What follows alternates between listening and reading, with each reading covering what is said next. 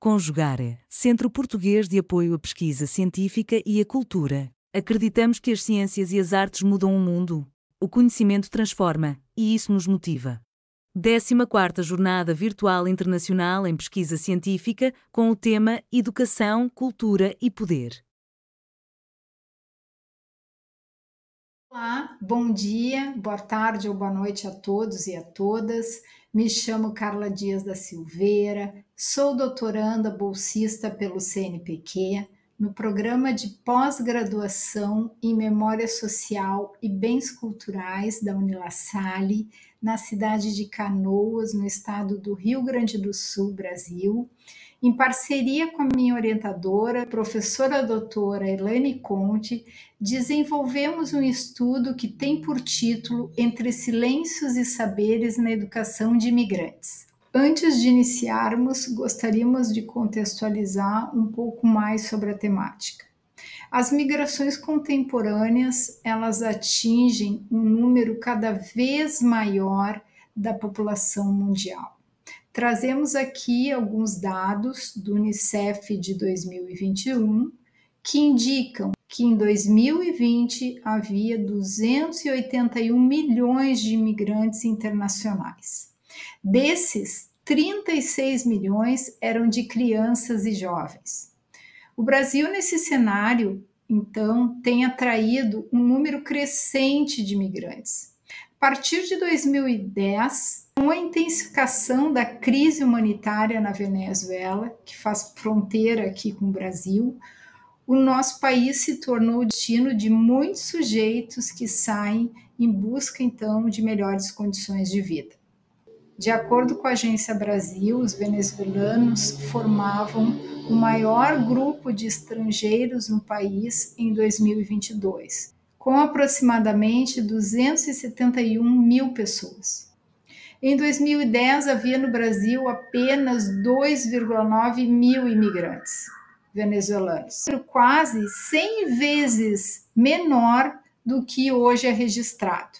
Então, o fenômeno migratório contemporâneo, ele precisa ser compreendido à luz da globalização, como um fato social complexo que impacta, então, diretamente diversos setores da nossa sociedade. No caso do Brasil, essa realidade impõe inúmeros desafios. A escola, nesse contexto, então, ela passa a ser convocada a repensar suas práticas, mas essa adaptação ela não ocorre de forma simples. Ao contrário, o ambiente da escola se torna um espaço de tensões epistemológicas, onde diferentes formas de conhecimento, ser e existir se cruzam. Essas disputas envolvem a construção do conhecimento, as relações de poder e os reconhecimentos de saberes que vão além da lógica tradicional e monocultural, ainda predominante no currículo escolar brasileiro, evidenciando os desafios para incluir e valorizar a diversidade cultural e epistemológica presente no ambiente escolar. Os saberes comunitários, populares e ancestrais trazidos por esses estudantes, então, são frequentemente ignorados ou deslegitimizados, reforçando dinâmicas de exclusão. Frente a essa realidade, Paulo Freire propõe educação libertadora que parte da realidade concreta dos estudantes, como ponto de partida para a construção de conhecimento. Bell Hooks reforça essa perspectiva quando defende uma pedagogia baseada na escuta, no afeto e no reconhecimento das vivências dos sujeitos como fontes legítimas de saber. O nosso objetivo, portanto, foi investigar de que forma o silenciamento institucional, as disputas epistemológicas, as barreiras linguísticas, as políticas públicas e as práticas pedagógicas tradicionais impactam na aprendizagem, na inclusão escolar e na construção identitária de estudantes imigrantes nas escolas brasileiras. Para isso, nós realizamos uma revisão bibliográfica de cunho qualitativo e com abordagem interpretativa de hermenêutica. Utilizamos como fonte principal a plataforma Consensus, corte temporal atualizado entre os anos de 2018 e 2025, com foco nos estudos nacionais na educação básica de estudantes imigrantes. Foram levantados nessa busca 20 produções científicas, no qual foram feitas as leituras de todas elas. Fizemos então a categorização temática e assim selecionamos 5 artigos que atendiam os nossos critérios estabelecidos. Os 20 artigos e os 5 selecionados foram armazenados em um repositório digital chamado GitHub. Então, nós fizemos a seguinte pergunta, né?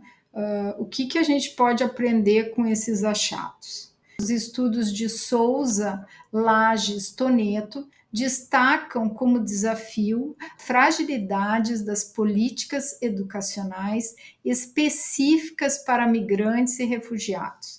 Eles criticam também a omissão do Estado e a lentidão institucional em acompanhar a urgência do fenômeno migratório no mundo. Os autores também apontam a carência de diretrizes claras e efetivas que vão garantir o acesso, a permanência e a inclusão desses estudantes no ambiente escolar. Outro obstáculo também relevante encontrado nos estudos de Lages, Cruz e Bataglin foi então o que refere-se às barreiras linguísticas e à pouca valorização do plurilinguismo. Essas questões então foram amplamente discutidas por eles, que apontaram a predominância de uma lógica monolíngue centrada então na língua portuguesa e que pode representar um obstáculo à inclusão plena desses sujeitos, contribuindo então para o apagamento das suas línguas de origem e dos aspectos importantes, né, como as suas identidades culturais. Um ponto em comum visto entre todos os estudos revisados, os de Souza, Lages, Toneto, Cruz e Bataglin, é em relação às formas de racismo, de xenofobia e de preconceito que permeiam o cotidiano escolar. Essas manifestações discriminatórias se expressam tanto de forma sutil quanto explícita.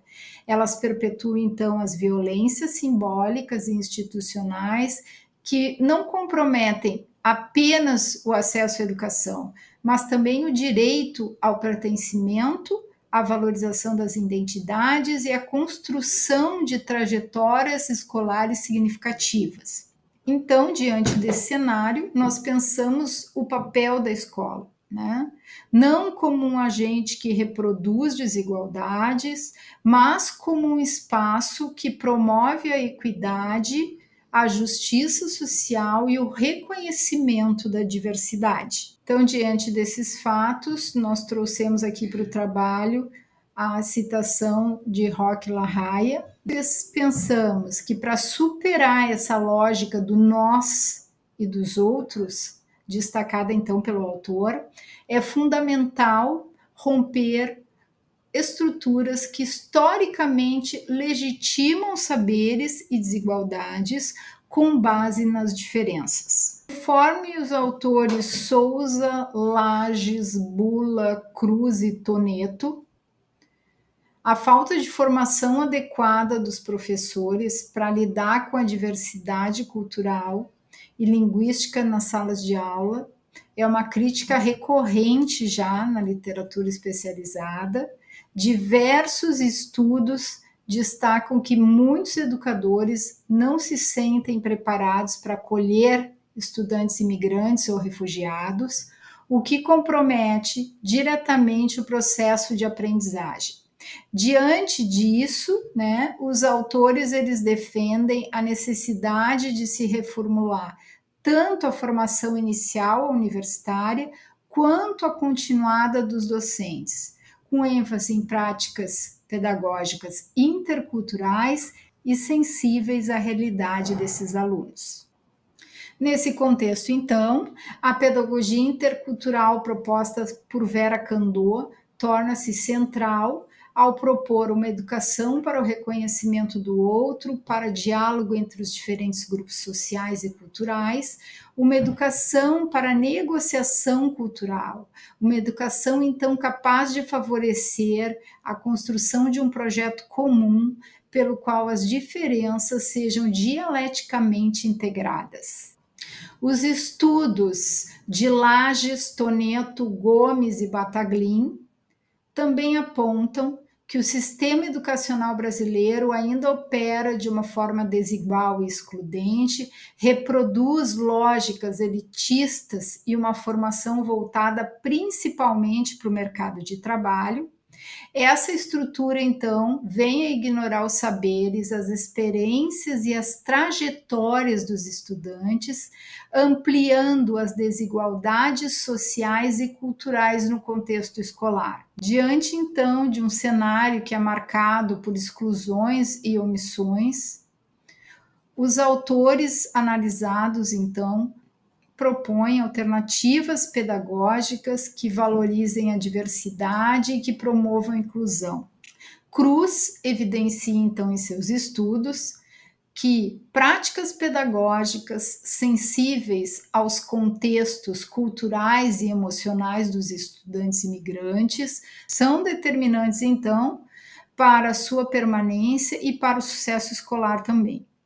Ele defende que é necessário ir além da simples transmissão de conteúdos curriculares. É preciso o envolvimento humano e a prática da alteridade. Inspiradas, então, por essas perspectivas, nós desenvolvemos uma prática pedagógica baseada na educação intercultural, por meio de uma mostra cultural sobre a Venezuela na nossa escola. A atividade, então, ela teve como objetivo reconhecer e valorizar a cultura venezuelana, promovendo o protagonismo de estudantes imigrantes e de suas famílias, além de fortalecer os vínculos de pertencimento e o diálogo entre as diferentes culturas presentes na escola. Nesse contexto, é essencial, então, dar visibilidade às histórias e às experiências dos próprios imigrantes. Eu vou apresentar aqui para vocês um relato da Esmeralda. Nós usamos esse nome fictício para preservar a identidade dela. A participação da Esmeralda na nossa mostra cultural, ela teve um impacto muito significativo, tanto na trajetória de vida dela, como da família. Como ela mesma relata, foi muito especial, pois fortaleceu a nossa identidade, especialmente a dos meus filhos, que saíram tão pequenos da Venezuela e que ainda não tinham muito conhecimento. Também me deu mais segurança para falar sobre a minha própria experiência e origem e para mostrar um pouco do que realmente somos. Isso mudou muitas perspectivas da minha vida, como a de mostrar mais do que somos capazes de fazer e melhorar. As nossas considerações finais, a partir dos estudos revisados, fica evidente que silenciamentos institucionais, disputas epistemológicas, barreiras linguísticas, falta de políticas públicas eficazes e práticas pedagógicas homogêneas impactam significativamente na trajetória escolar dos estudantes imigrantes no Brasil, dificultando assim a aprendizagem, a inclusão e o desenvolvimento identitário. Superar essas estruturas requer uma transformação profunda na formação docente, nas práticas educativas, na gestão escolar e nas políticas educacionais. É fundamental e necessário reconhecer a diversidade como uma potência educativa, adotando a perspectiva intercultural que valoriza as experiências, saberes e culturas dos estudantes migrantes. promovendo uma educação inclusiva, democrática e plural. Apresentamos as nossas referências bibliográficas e o nosso muito obrigado a todos pela escuta. Realização: Conjugare, Centro Português de Apoio à Pesquisa Científica e à Cultura. Apoio: Editora Cravo. Inscreva-se no canal, comente, curta e compartilhe. Obrigado por assistir.